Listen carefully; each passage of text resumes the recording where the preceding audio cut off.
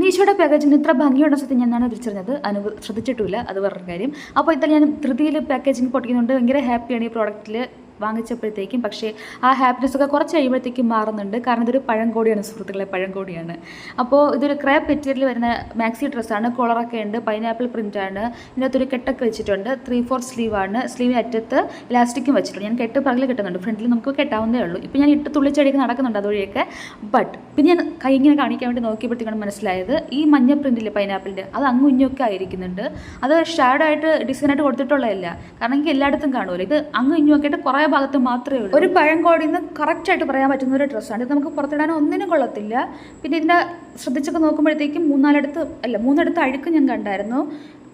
ഒരു വകയ്ക്കും കൊള്ളാത്ത ഒരു ഡ്രസ്സ്. ഞാനത് വിശദമായിട്ട് കാണിക്കുന്നുണ്ട്, നിങ്ങൾക്ക് കാണാമെന്ന് അറിയത്തില്ല. ഈ മഞ്ഞ കളറൊക്കെ ഇത് പ്രിൻ്റ് അപ്പുറം പിടിച്ചതാണ്, അല്ലാണ്ട് ഷാഡോ ഡിസൈൻ ഒന്നുമല്ല. ഞാൻ റിട്ടേൺ കൊടുത്തിട്ടുണ്ട്. ഇനി പൈസ തിരിച്ചു വിടുന്നത് ദൈവത്തിനറിയാം.